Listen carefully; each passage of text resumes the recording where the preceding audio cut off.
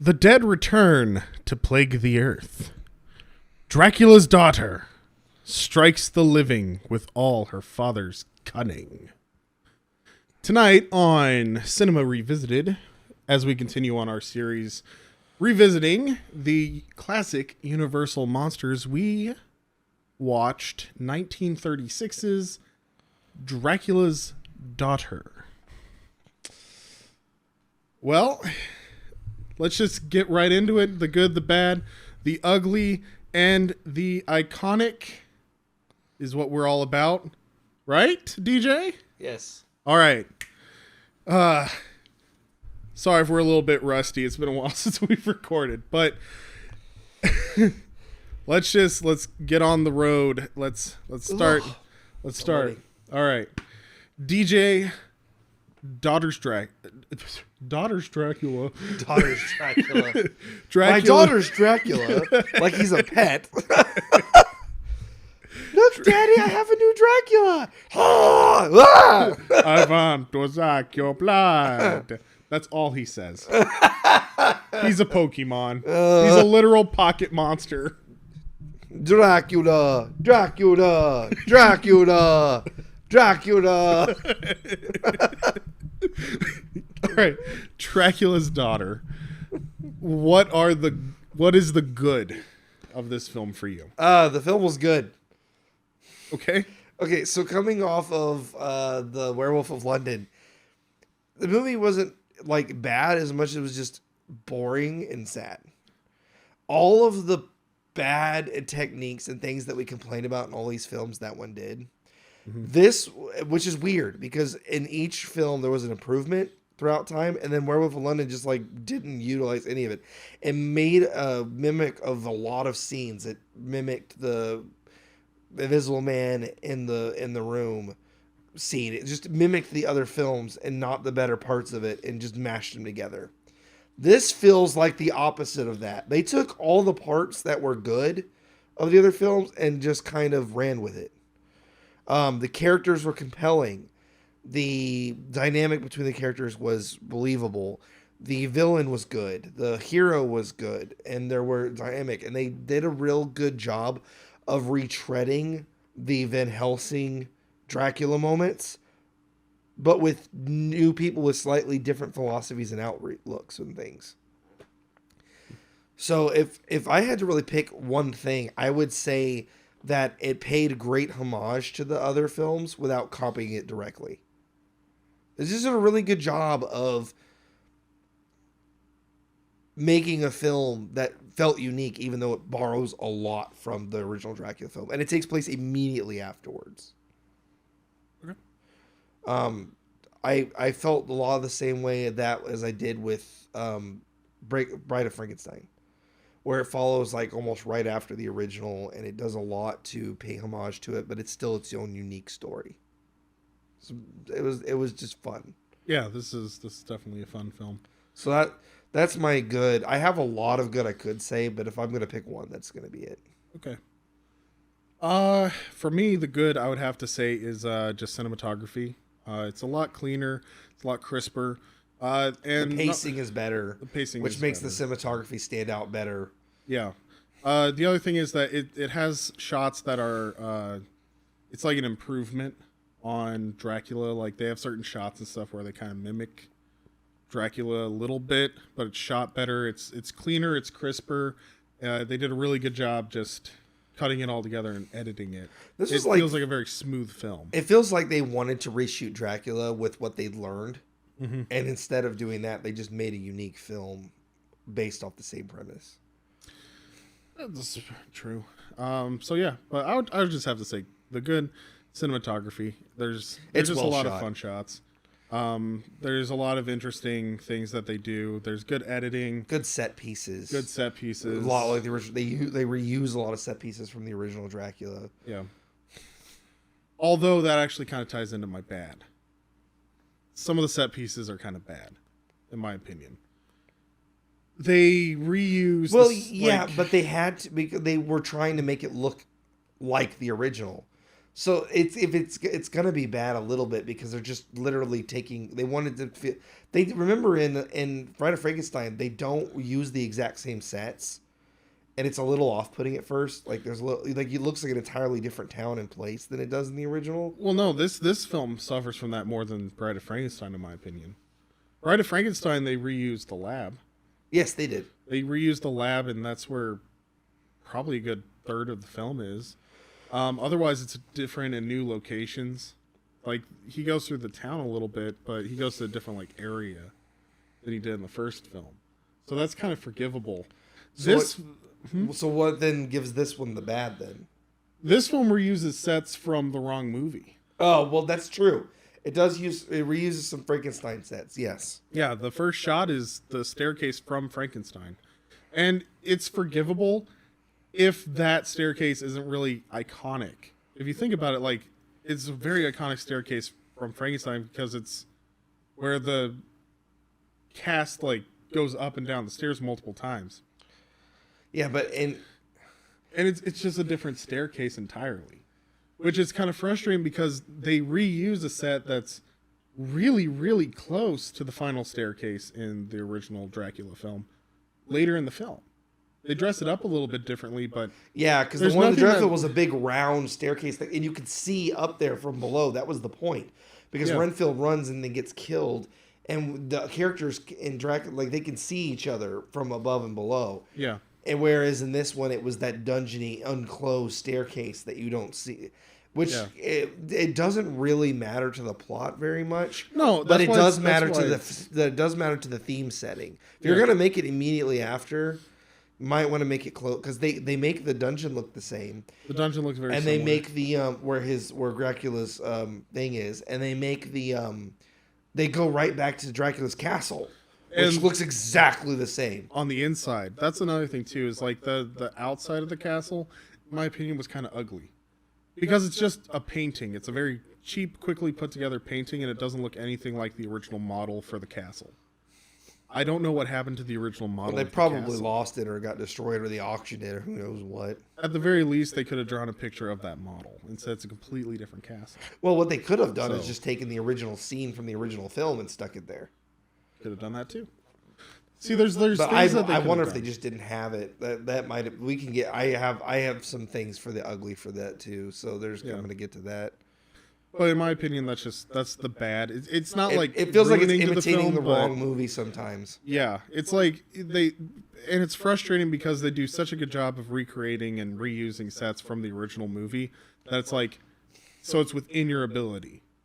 Yeah. But then they go and they do something that's like starkly different. So it's like, I get it if, like, the fans haven't seen Dracula in 5 years, they'd be like, oh, that's really cool. I remember that. But then it's like, we've watched it within a month. Well, 3 months. Yeah. We've watched it within 3 months of each other, so it's like, I still remember we started watching these in May, so within a 4-month period, we've watched all these films close enough together to really see. Like, we're able to see the people when they watch this would have been like 2 or 3 years after the original Dracula. It would have been 5. 1936. Oh, 36. So yeah, people long probably forgotten exactly, especially because there wasn't home video. No. So you're not going to notice that stuff. Some people might. Like, you're going to have people that have like eidetic memories, kind of like I do, where you might. But for most people, it's going to be close enough that they won't catch it. And I will say they did a really good job. They did. But you're right. It does detract a little bit at the beginning because you see the cops coming down the stairs. And then you see Renfield at the bottom of the stairs. You're like, wait, is it the same place? And then it shows Van Helsing in there. Like, it is the same place, but then that's not right. And it immediately sets the tone that stuff is off. But that didn't bother me as much because I just forgave it immediately because I'm like, yeah, that's just because they probably didn't have the exact same set and they're limited on what they can do. But it's pretty impressive they got the Dracula set back. I thought that was kind of cool. That's pretty cool. Okay, so in your opinion, though, what's the bad for you? For me, the bad was actually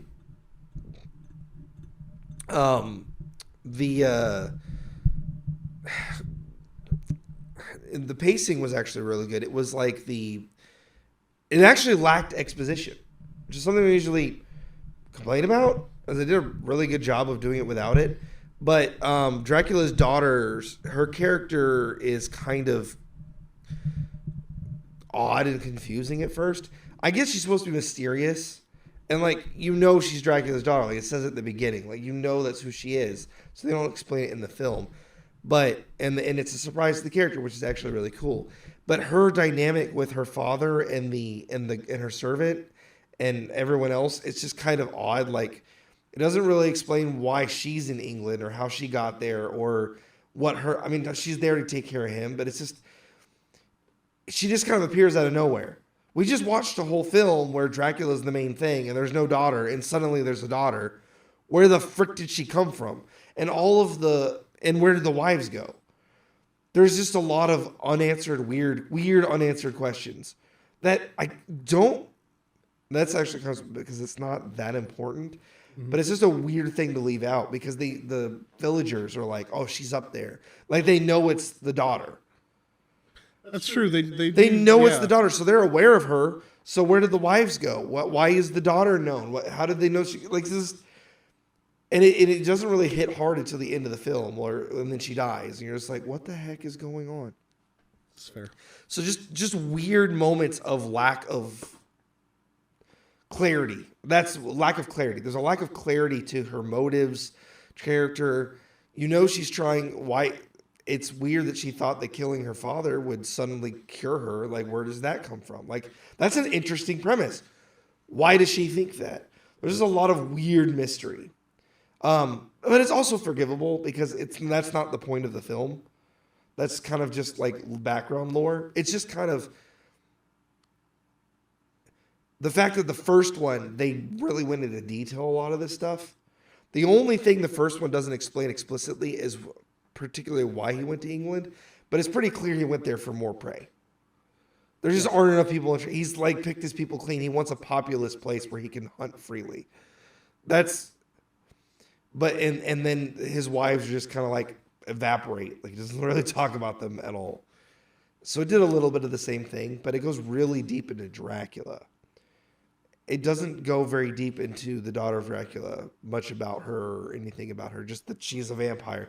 Dracula, they were trying to figure out like the history, and Van Helsing was laying the lore of him and all that stuff. She's just like there and then gone. That's fair. Just kind of poof. Just weird.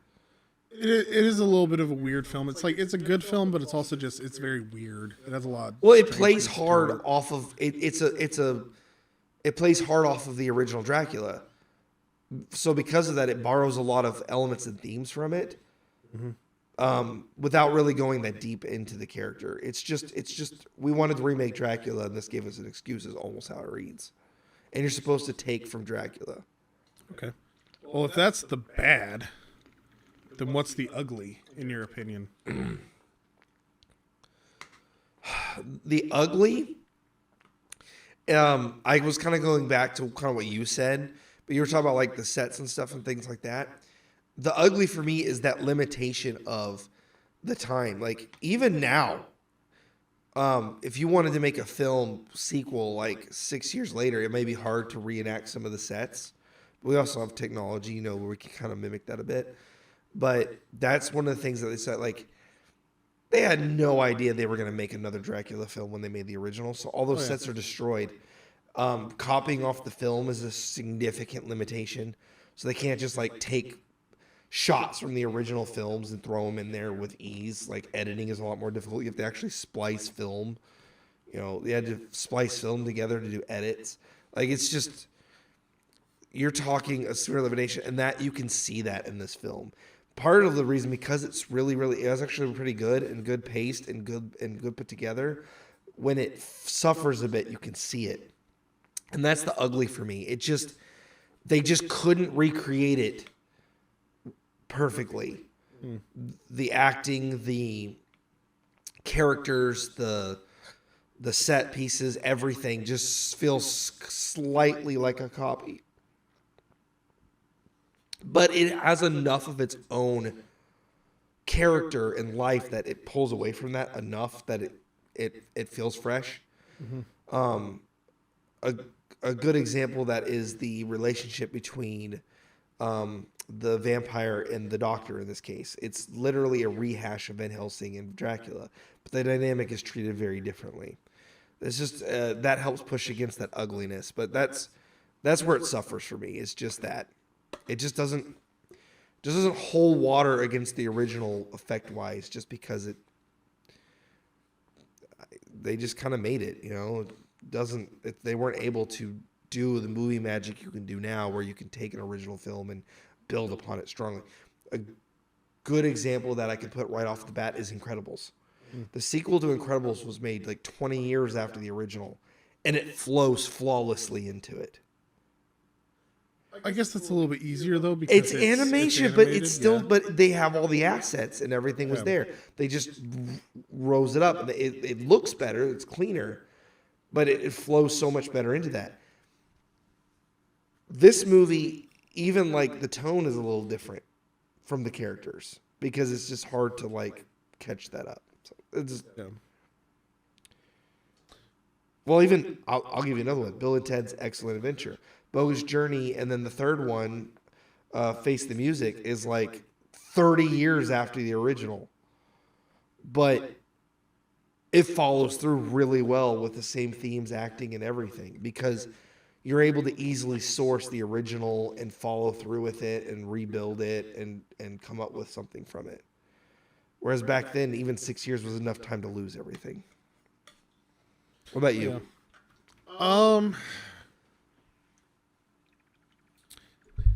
I guess, like,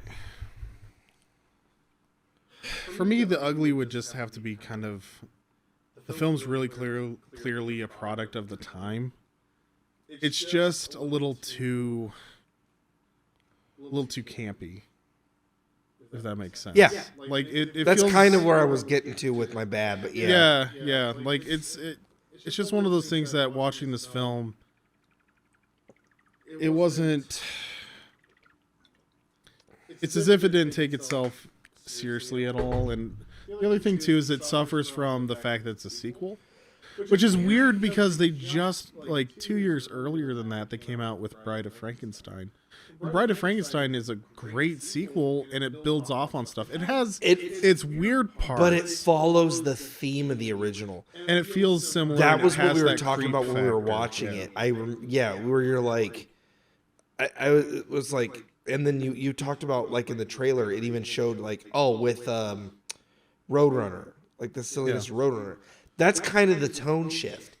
The original Dracula was meant to be shocking and horror and dark, and this one seems lighthearted and silly, almost like it's almost a satire, a parody of the original Dracula.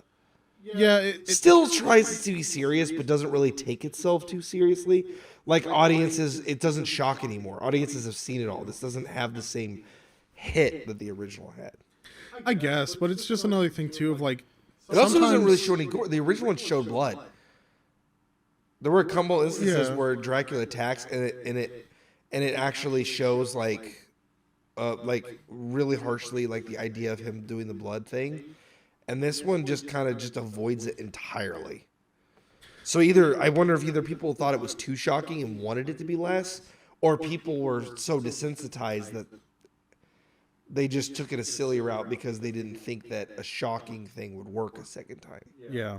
It's just odd, which does give it to that ugly, like a product of the times. Like people were becoming. This isn't new anymore. It's been done now several times. Frankenstein and Dracula and even Mummy and Invisible Man did a really good job of these darker themes. Yeah. This one just doesn't even try.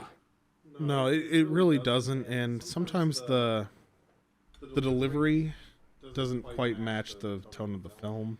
Like, if you really pay attention to, like, the personal struggle, I don't want to be a monster, but I am a monster, I have to face my consequences, I can't overcome my nature, all of those themes, like, you could really lean into, like, some dark stuff, some interesting stuff, interesting dialogue bits and pieces.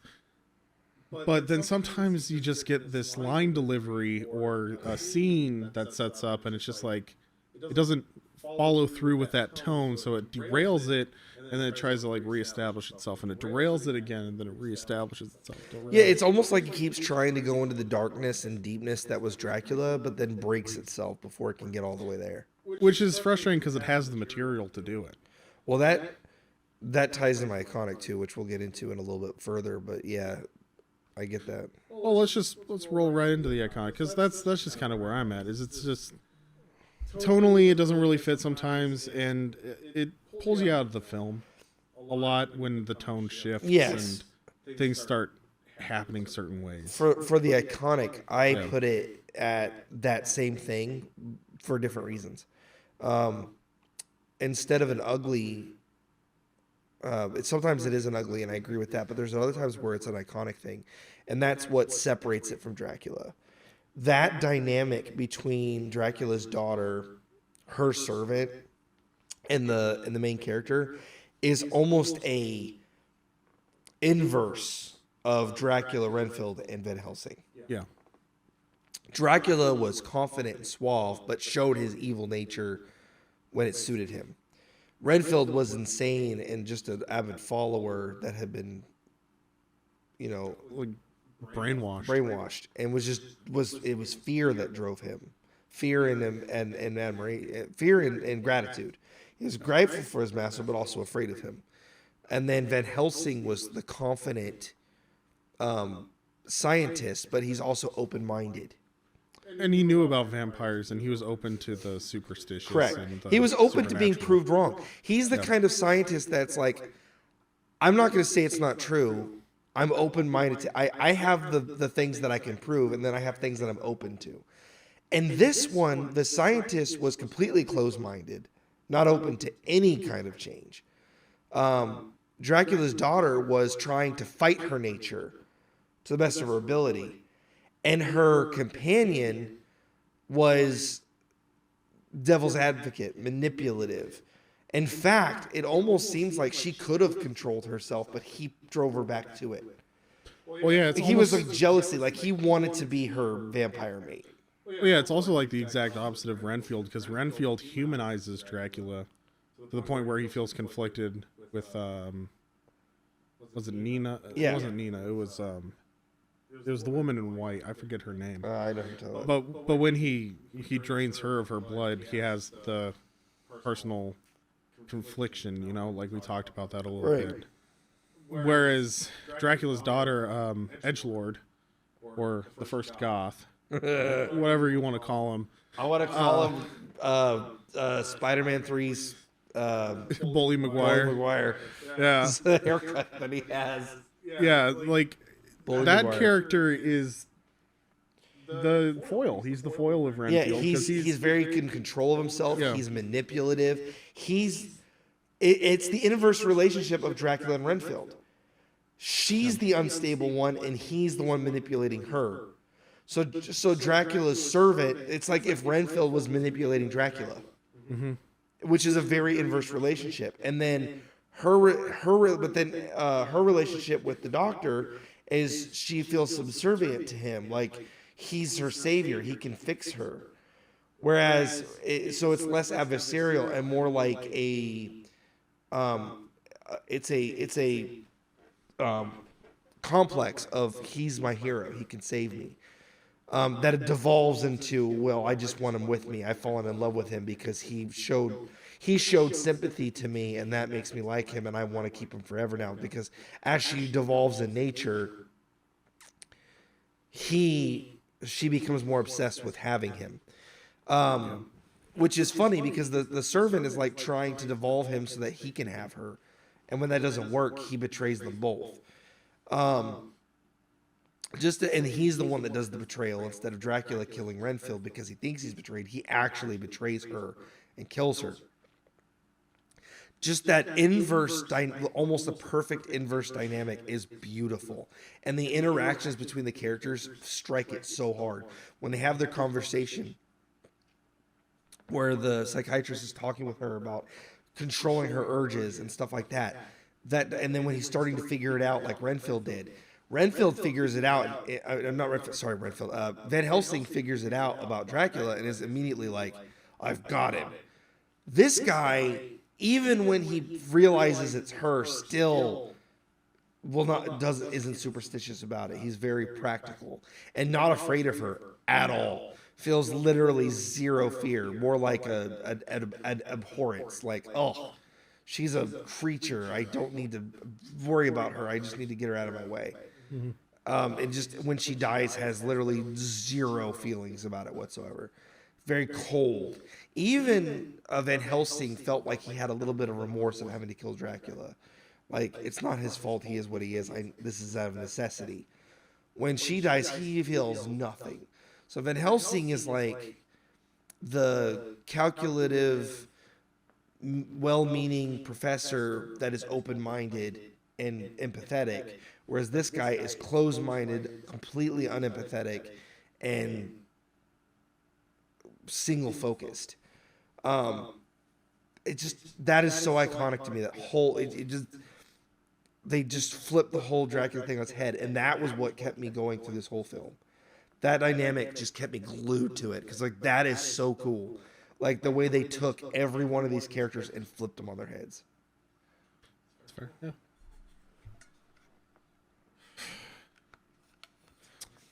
Nothing to me is more iconic than the chauvinistic, patriarchal, mega giga Chad.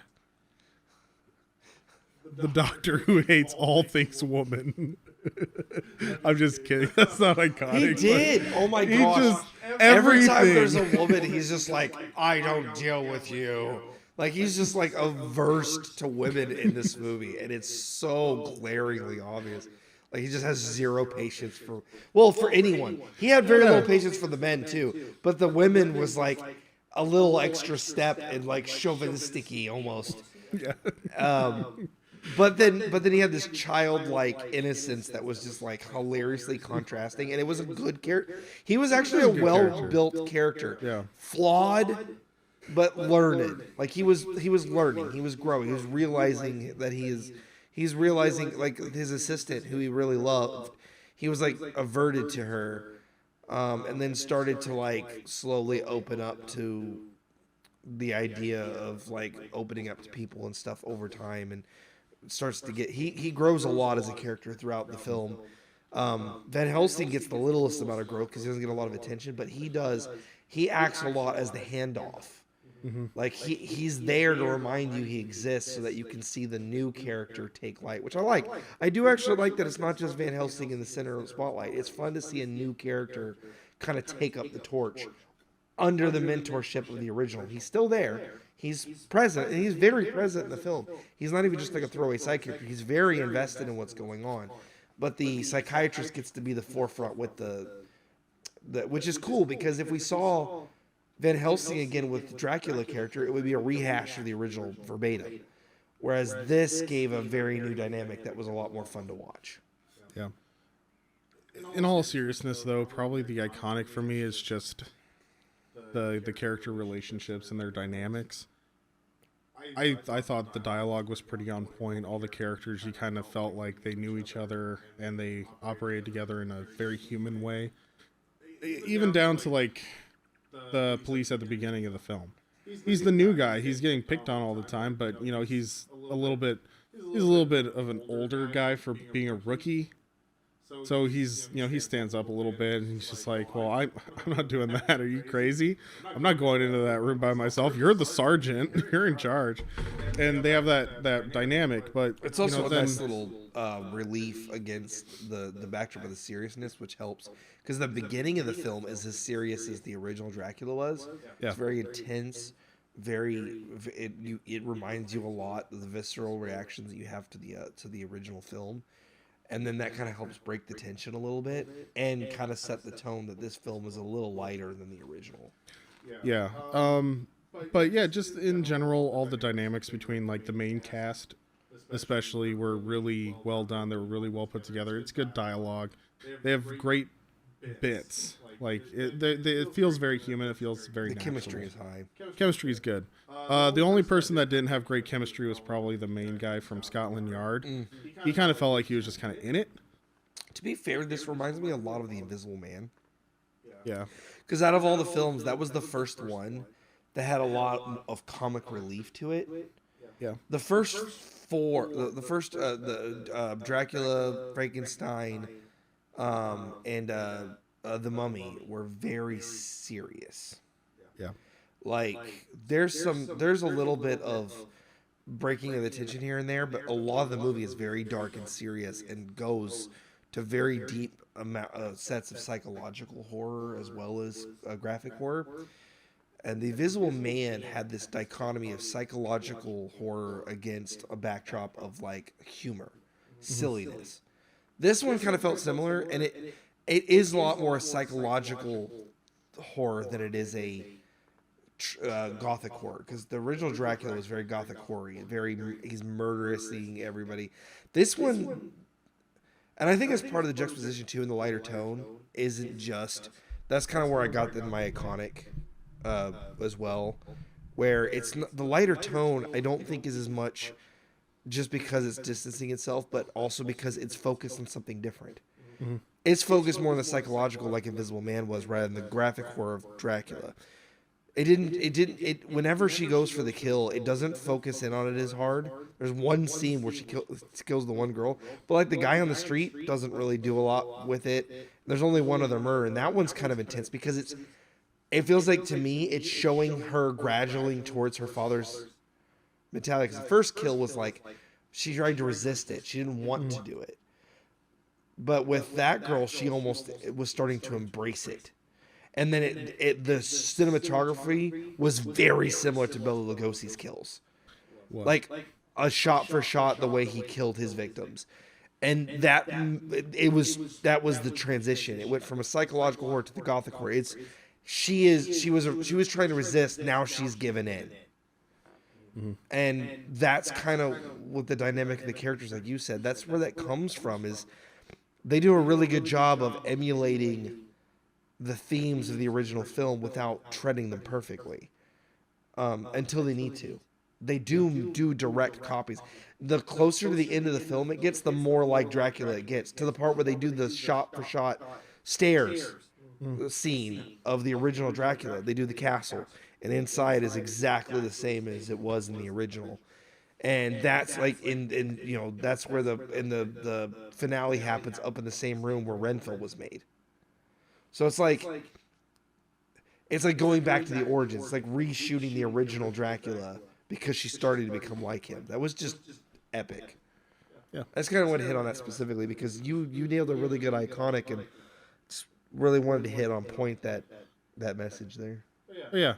The other iconic, like, cheap out iconic of the monster. I mean, Dracula's daughter isn't the most well known of the Universal monsters, but at the same time, she kind of deserves to be remembered, I think, a bit more. And she has a way of being iconic in and of herself. She is very different from Dracula. She's a very original character. Mysterious, soft, reserved. She's trying to fight her nature. She's trying to distance herself from her father.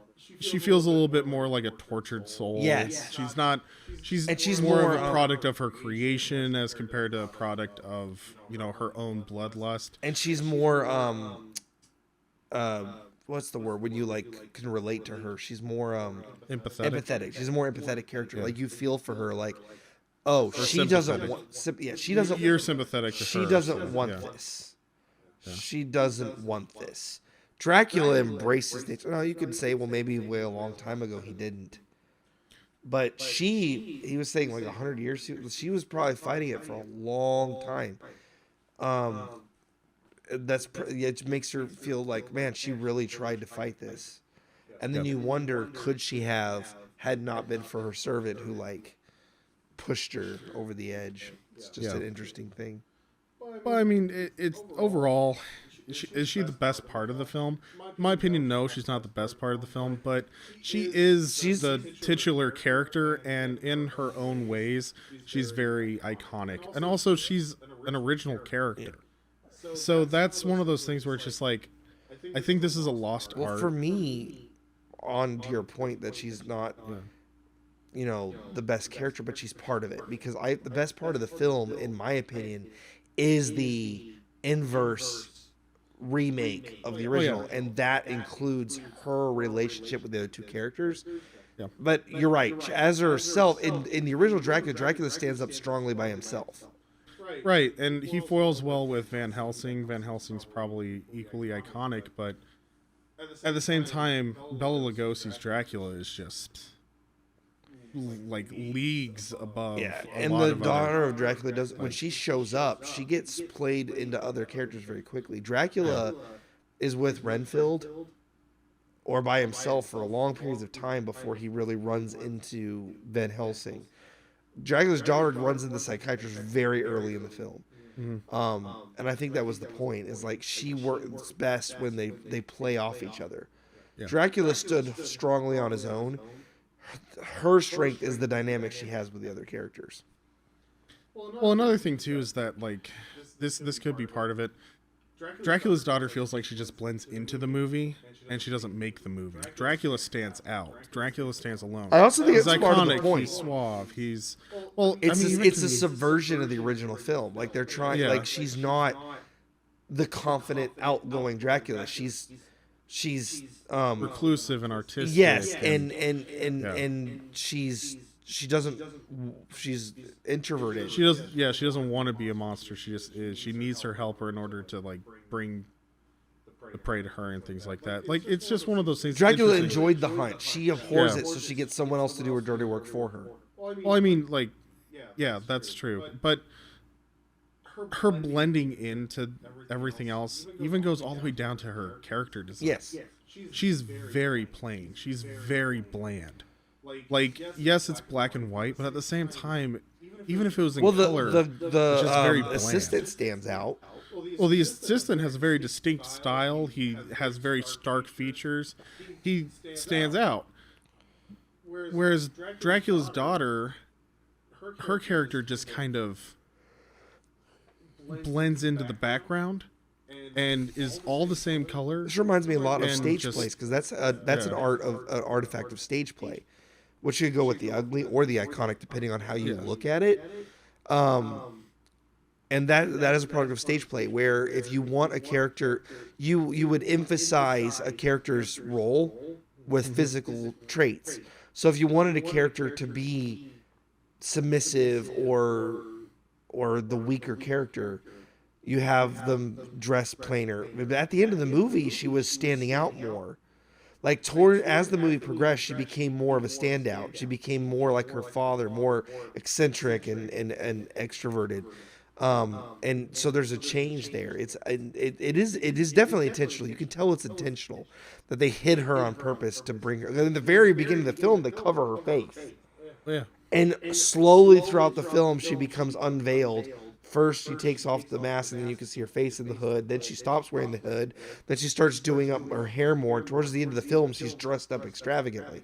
Like she slowly moves from this hidden character to an outright character. So they are purposefully making that statement in the way that she dresses. So it's very much a part of a purposeful part of the film.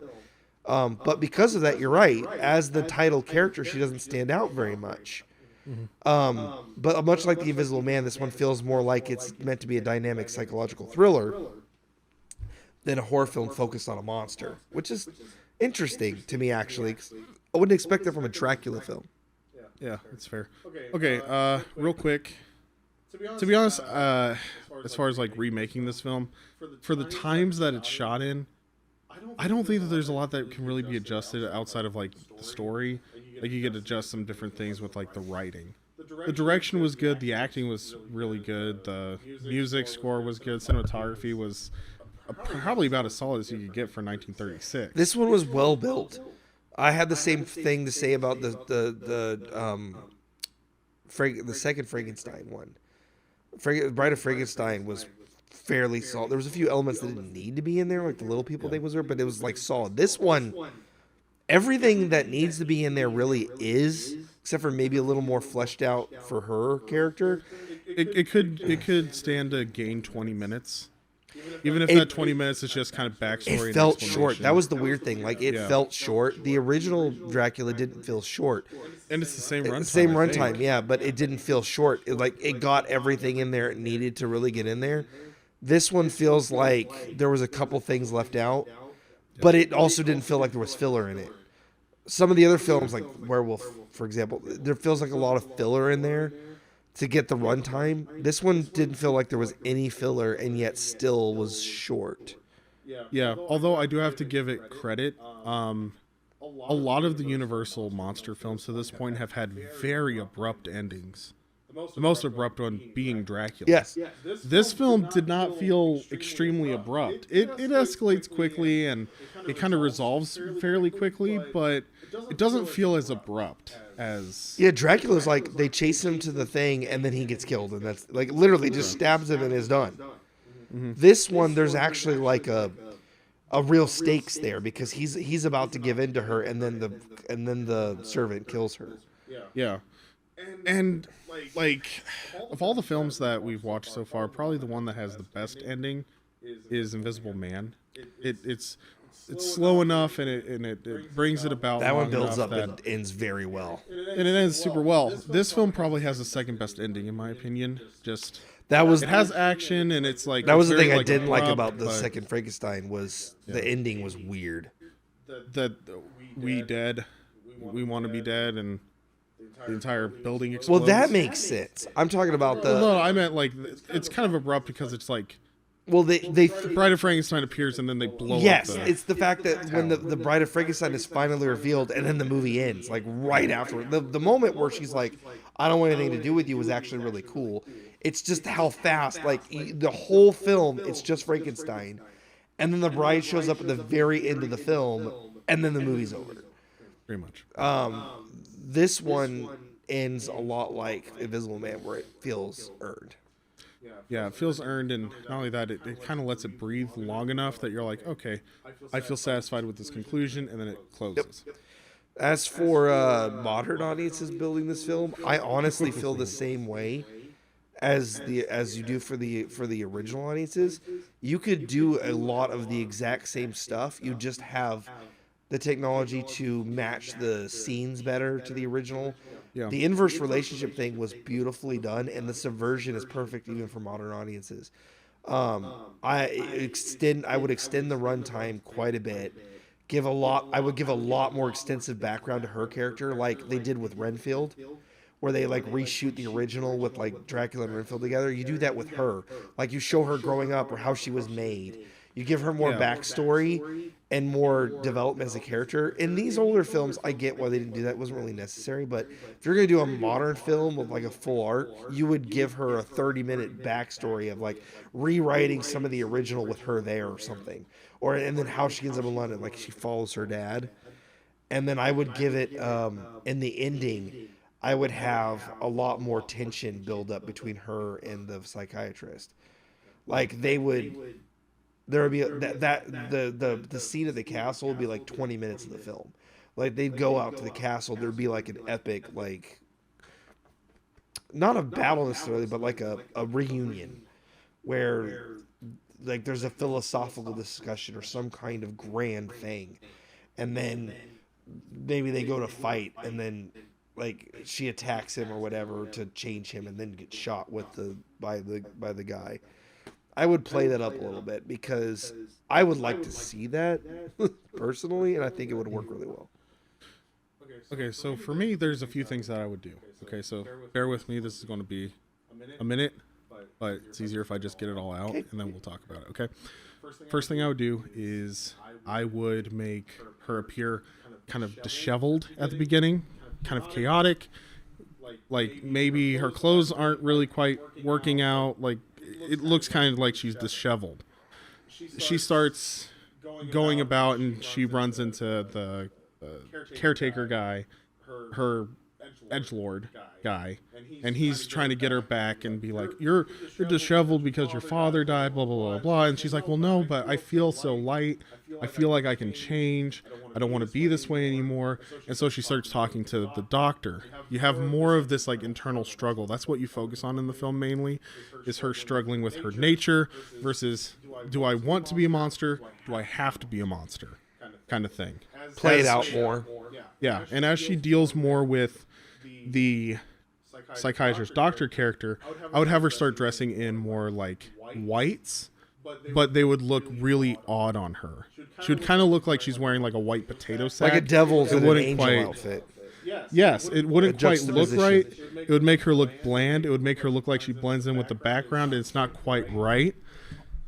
But as she starts giving into her monstrous nature, maybe having more flashbacks about her father, and she's remembering her father in a kinder light, like replaying some of the old film, but showing it more of like Dracula's perspective and him like nurturing her and taking care of her and all these different things. She starts embracing more of this side. She starts dressing more like Count Dracula till the final reveal. She kidnaps the girl, takes her back to Transylvania, and when the doctor arrives, she is full color, full like aesthetic Dracula, and she looks like she belongs as the Countess Dracula kind of thing. Another thing I would do is I would really ramp up the tension between the doctor and her, where it's like maybe she's trying to change for him because she feels like he actually cares about her, but he's more of just an empathetic character. He's more of like a modern day psychologist, psychiatrist, counselor type person, where he cares about her as a person and he just thinks that she's troubled. The more that's revealed that she's a monster, the more distrusting he becomes, which pushes her further into her monstrous side. Which they kind of did in this one. They just speed ran it. Yeah. So I'd let it Let it slow simmer. cook. I let it simmer a little bit, but you see, like that's kind of the thing is I would have an arc where she starts out not knowing where she stands anymore.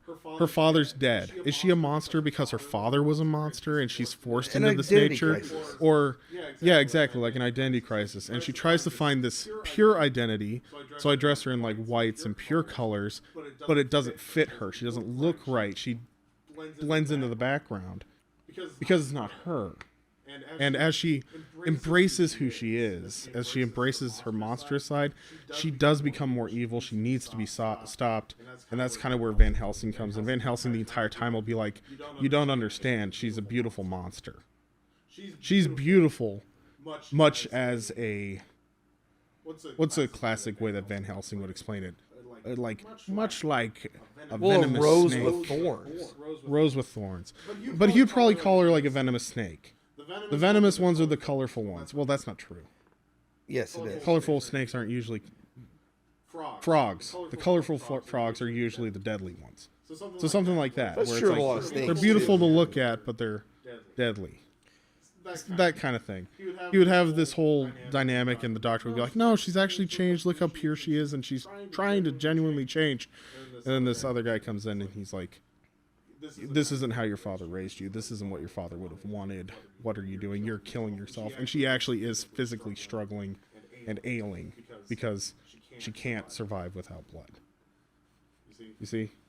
It'd be something kind of like that. Like, I'll dive more into the It's fact actually that... interesting because there have been a lot of modern shows and books and media that have actually delved into the sympathetic vampire, where like they don't want to be what they are, they just have to be, and they deal with it in different ways. A lot of times they'll make them redeemable, like they don't actually have to drink blood, or there's some alternate way they can get past it.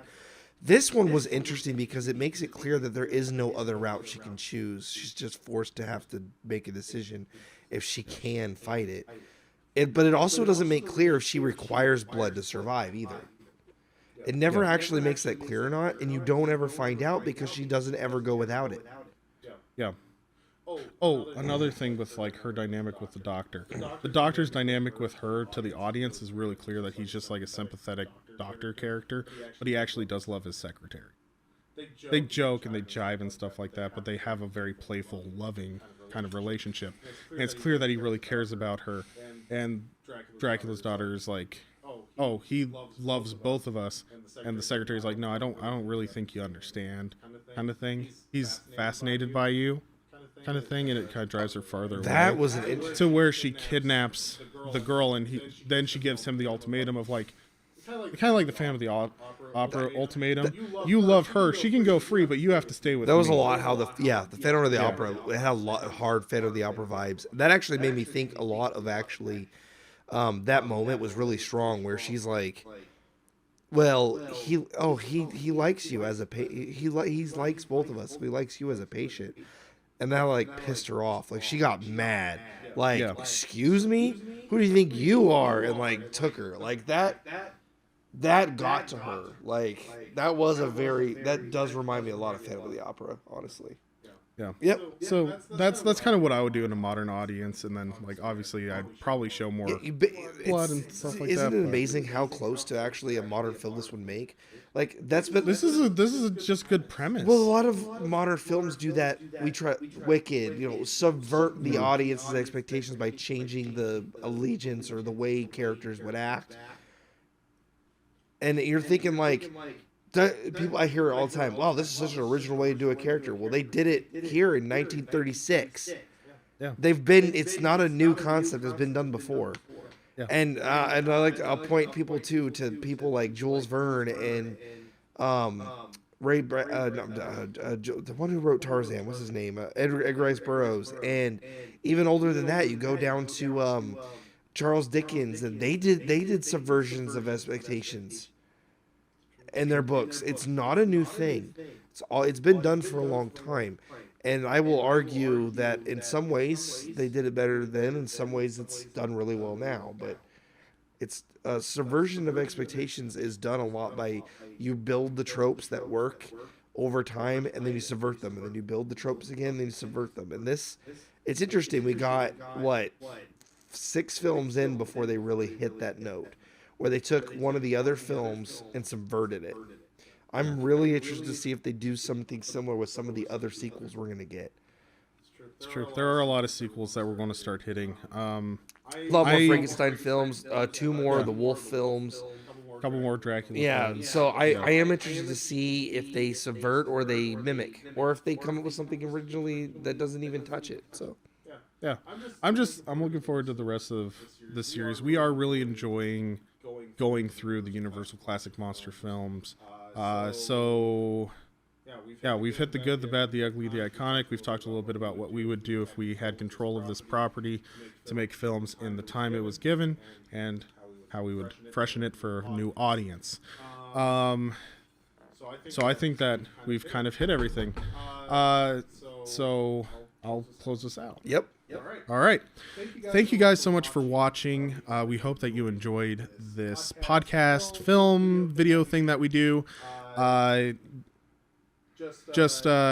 like to put a little bit of a plug here for the series that we're doing. We are following along with the Universal's 100th anniversary box set Blu-ray of the classic Universal monster movies. So we are going to hit the majority of them, but there are a few that we're not going to be able to get to just because they are not part of this box set. Yeah, there's I think 8 or 9 movies that are considered part of the Universal monster classics that aren't in it. Yeah, but it does hit the majority of them. If you guys want to follow along, or if you're just interested in watching these films as well, that is an amazing box set. They did a really great job. The audio has been redone and things like that. We just like to put a little plug there because it's a fun series and we're having a lot of fun. It's a good remaster of it, yeah. Yeah. Otherwise, if you like this video, please let us know by dropping a like, and also leave us a comment letting us know what you thought about the Dracula's Daughter film, or just our good, bad, uglies, iconics, and what you thought. Otherwise, be sure to subscribe if you haven't already. Share us with your friends if you like this content and you like us.